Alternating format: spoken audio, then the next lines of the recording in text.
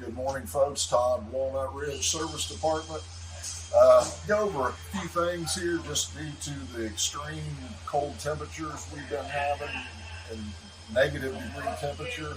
And nowadays there is a lot of folks out there that, live in these units, whether it be travel trailers, fifth wheels, park models, motorhomes that live in these things year round. So with these extreme temperatures,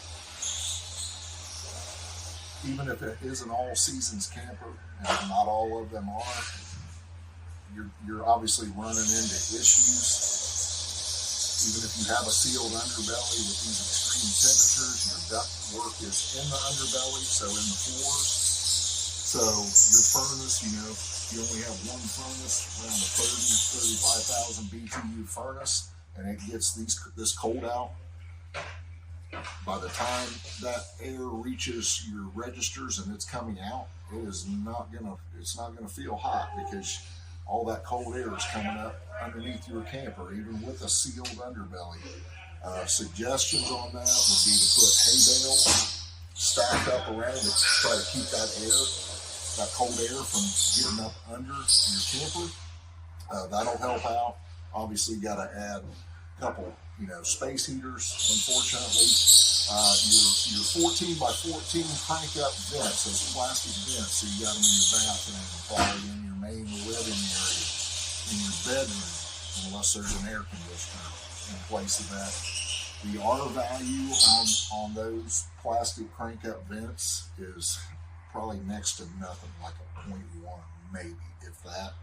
They do sell those insulated inserts that you put out, and a lot of people use them to black out the sun, but they will help with that cold air, coming through those crank up vents. So that's a bonus too.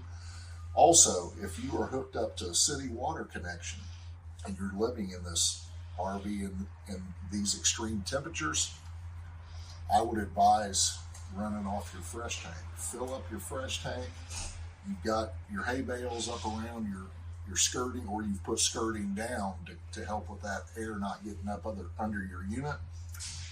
So actually that water will be warmer coming out of that fresh tank than coming directly from the faucet, the spigot that you're hooked up to, campground, or if you're on a property. So especially with those tankless water heaters, because it just has a copper coil in there, so it's basically an on-demand water heater. So if it's pulling it out of the fresh tank, and you've got it pretty well insulated, where air's not getting up under your underbelly, that water temperature is going to be warmer, hitting that on-demand water heater. So it's going to allow it to heat up.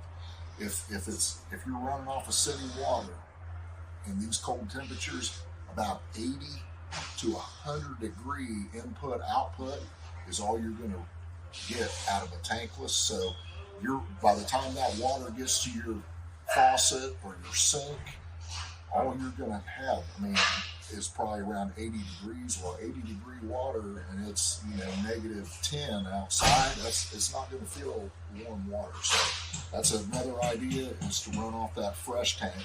Now you've got to fill it up, but that water will be warmer as long as you insulate around your camper with the hay bales and that. So just wanted to give that advice with these extreme temps.